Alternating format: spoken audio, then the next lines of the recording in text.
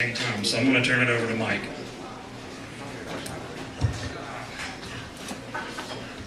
Hi, my name is Mike. Nice to meet you guys. Hey, crowd. So I wanted, My Little Truth is something inspired by some great fiction. And it's a book called Cities and Years by a Russian novelist named Constantin Fedin from the turn of the century.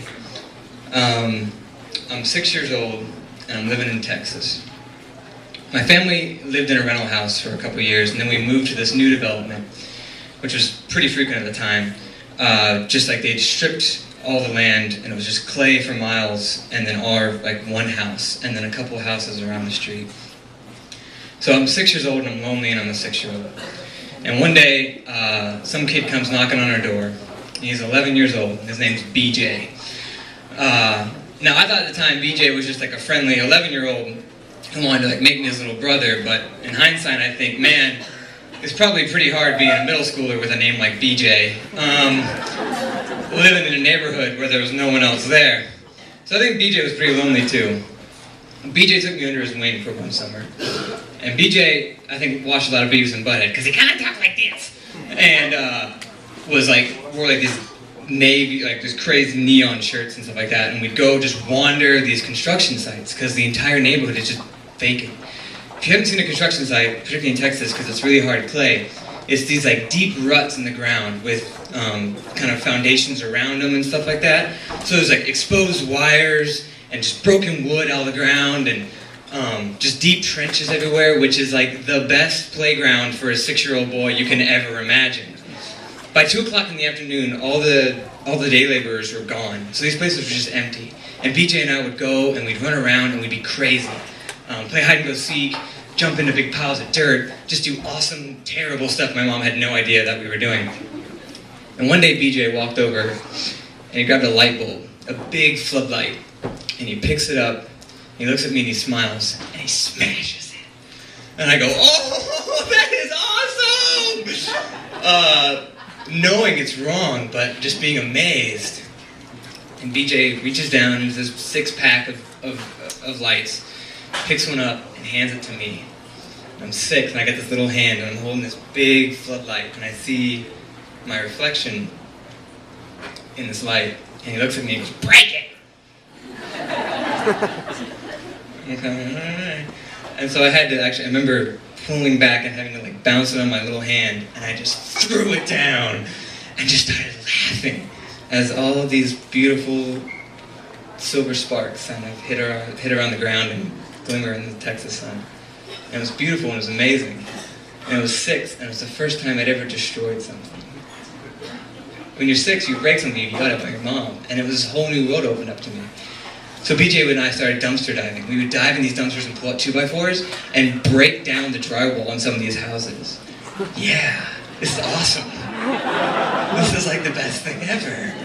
I'm 6 and I can do whatever I want. And then we'd go upstairs, because it's just stairs and nothing out there, and we'd take stuff and just throw it off the 2nd floor and watch it explode.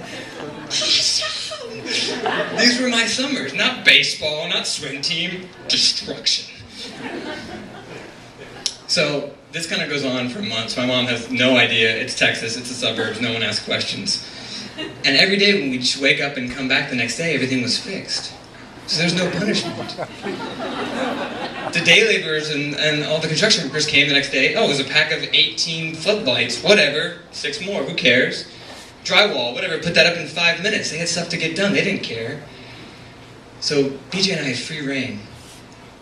But all of a sudden, the houses started to get kind of finished as the summer was sort of getting done, and they had to get things done before the winter and it started to rain. And I remember 2 doors down from me, or what would be 2 doors down from me, they put a door in a house, which BJ and I knew at that point, if they put a door in a house, that means they were pretty much going to be done with this in a couple of weeks. And I was pissed, because that was one less house I could destroy. And if there was a family there, it was one less thing I could do. It was one less playground. So I go, BJ, we gotta do something about this. We gotta stop this. We gotta scare these people out of town. As if a 6-year-old and an 11-year-old can do that. So I walked home and I went to my sandbox. And I grabbed one of the little plastic shovels in my sandbox.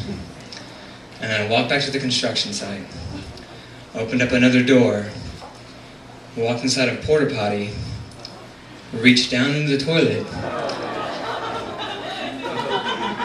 took a shovel full of crap, as BJ watched, horrified and excited at what he had made. What he had turned a 6-year-old boy into. Paced, as I remember some of the day laborers looking at me from the next lot over and just threw shit on the door. And BJ was like, "Oh, awesome!" The same way I looked at him when he first threw that light bulb down. And I went back to the porta potty and I did it again, and I did it again, and I did it again. I spent like half an hour, like nearly empty. And I'm sick, so I'm literally like leaning down into the porta potty to scoop up poop. The kid that moved into that house was named Zach, and he became my best friend. BJ moved on, and his family moved and all that, but about 18 or 14 years later, I'm a senior at Wake Forest University, and I'm reading a book called Cities and Years by Constantin Fedin. And they're talking about the Russian Civil War, and they're in St. Petersburg. And the entire city of St. Petersburg has been turned into trenches. It's this beautiful city. It's been turned into trenches. And the Reds are fighting the Whites, and there's a young intellectual, and he's digging trenches. And he stops, and he looks at the commander, and he says, "What are we fighting for?" And he says, I say that, and the commander looks at me and goes, "For the right to destroy." And the crowd yells, "For the right to destroy." And I was like immediately taken back to this moment as a 6-year-old, digging my own trench, fighting for the right to destroy. That I could be connected to Russian revolutionaries, the truth in that, right? Like the truth in fighting and doing terrible, horrible things to a beautiful city and throwing shit on a wall are the same simple thing, the same truth that is in fiction and in reality. And that's what we're here to celebrate tonight, is great fiction, and I wanted to honor that with my story. Thank you for listening.